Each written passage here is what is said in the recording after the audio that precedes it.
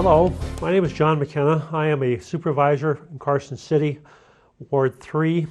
I'm here to do an episode of It's Your City and to explain what's going on with the Board of Supervisors and the city to some extent. We had a meeting yesterday, Thursday, and the big issue there was city manager advertisement. We started the advertising process. We approved the brochure, and we set the salary for the new city manager. Salary set at between $140,000 and $180,000. We hope to have candidates in late February and start the interview process in March with the goal of having a new city manager on board in office by June 30th. We also set up some general guidelines for a vetting committee. That committee would not, in essence, vote for which candidate they wanted or thought would be the best city manager, but would provide strengths and weaknesses that they thought that the candidates had. There's a number of invitations going out to various groups in Carson City. The object is to get the head person or a major officer of an organization, things like arts, the hospital, the chamber. There's a whole list, and that will be going out next week probably. We shall see what happens with the city manager selection process. It's my hope that we get one that can do the job as well as Larry Warner, who left, retired. City manager can be an important component of city government, and hopefully will take us into the future, bright economic future. Speaking of economics, we also received a compensation study that we contracted. It's been since 1999 that the city looked at its jobs and how much it was paying people. We've had a major reduction in city staff because of the economic crisis, and it's just a good time to look at things and get ready for a promising future. One of the results is that we're mostly paying below what other entities or what we quote should pay according to the study, but there are a few people that are making more than their position would warrant, and that will be discussed over the next 4 or 5 months as we go into budget time as to how to bring equity to those that are being underpaid and overpaid, and how to basically set up the city's compensation structure. The other thing that this is a Friday, and so today is the last day for filing if you wanted to be a judge in the court system here in Nevada, and it just kind of is the forerunner of the filing season for elections for various offices. There'll be 2 supervisors, several school board members, the governor, attorney general, secretary of state. So that filing happens March 3rd to March 14th.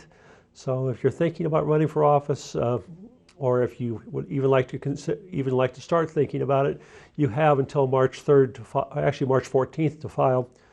One of the things that happened yesterday or the day before was that our assembly person, Pete Livermore, Assembly 40, has decided not to run.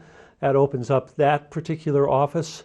The assembly meets every other year, and starting basically in February and runs until June. Carson City needs to have a strong person in the assembly because the legislature seems to want to be actively involved in not just the state, but in Carson City's management. One of the things that came up actually at lunch today was that how do I, as a supervisor, and this might be helpful if you're thinking about running, how do I make decisions and decide upon issues that should be heard by the supervisors? Well, I have a very simple philosophy. It's a business philosophy. It's the first thing you do is you define the problem or the issue. There's lots of problems out there. There's lots of problems out there that don't need to be solved, especially by government. So I try to define the problem and get down to what are we really trying to do? What's the specific desired result is the phrase. Once the problem is defined, then we study alternatives, or at least I study alternatives, the cost, the suitability, and the effectiveness of the available solutions. You may have a problem that needs to be solved, or the city may have a problem that needs to be solved, but it costs too much. There's really no way, or there's really no way to solve the problem. It's that sort of thing. So you have to make sure that you can deal with the things that you can deal with effectively that really need to be dealt with, and to let those things that can't be effectively dealt with just languish until there is time or a solution or other work is done that allows you to effectively deal with them. And also the other thing that finally you have to do is make sure that any solutions that you come up with fit into other plans. You don't want to have a perfect solution for this problem and cause 6 other problems. One of the problems we're having in Carson City is going to be the community college. The state has cut, the regions have cut the funding from the community college by 40% over the years. There have been discussions as to whether or not the community college should be taken over by Truckee Meadows Community College or Great Basin Community College, or turned into a off-site or a television type campus. The Legislative Subcommittee on Governance and Finance meets on the 28th. That's a week from Tuesday. Here in Carson, it'll be televised from Las Vegas. They meet in Las Vegas. I have been selected to be a NACO, Nevada Association of County Officers, representative to that, and I will be attending that. Also, Dr. Przensky, who used to be our superintendent of schools, is on that committee, and a gentleman from Fallon, a supervisor from Fallon. So we will be meeting to help the legislature decide how to finance community colleges. Our hope is that we have a viable community college long time into the future here. It's very important to our local economy, and I think it gives the city an ambiance that it would not have without a college. The other thing we discussed at the supervisors yesterday, we appointed some members to the Shade Tree Council. That's a citizens committee that advises government on trees and landscaping in Carson City. We're in a drought, and I think we're going to be in a drought for a while. Even if we get moisture, it's going to be a problem in the future. We'll probably enter into a long-term drought cycle. So you have to watch for your trees. Trees need to be watered even in the wintertime. It's called winter, well, take it back, I don't remember what the phrase is. Anyway, the trees dry out in the wintertime, so you're going to have to water your trees. Water rates are up, so you're going to pay more for your water. And we have plenty of water in Carson City. We have a good system. It's being made even better, so you'll always have enough water. Just the cost is the cost that it takes to supply it. And your trees are going to need to be taken care of, especially this winter. The other thing that's going on, and probably the big thing that's going on in Carson City over the next couple of weeks, is 1/8 cent sales tax meeting. There's a brochure out there as to what the 10 projects that we have scheduled. There's 10 projects all over town. The meetings are public hearing meetings or public meetings so that you can come and find out what's going on and express your opinion. The reason they're important is that the project is going to raise the sales tax by 1/8 cent. And the supervisors can vote on that. It takes 4 supervisors voting yes to pass that. And the projects are going to be a multi-purpose athletic center, $2.5 million, animal shelter, $4 million, Carson Street corridor improvements. Winnie to I-580, $1.3 million. Winnie to William Street, that's Winnie going south towards McDonald's, that's $500,000. East 5th to Fairview, $245,000. East 5th to William Street, the downtown corridor, $6.95 million. William Street to Freeway I-580, $346 million. Curry Street, Musser to Robinson, $612 million. Highway 50 east to Fairview, $260 million. And the Freeway I-580 to Fairview, $1.39 million. Total, $17.785 million. It's going to take 17.78 years, more or less, to repay. These projects are depending on who you talk to, needed by Carson City to keep it viable. They're important to people because of a love of animals, a civic duty to maintain health and safety. That's the animal shelter. The animal shelter would be located over on Airport, which is the old Butt Highway where the corporate yard is.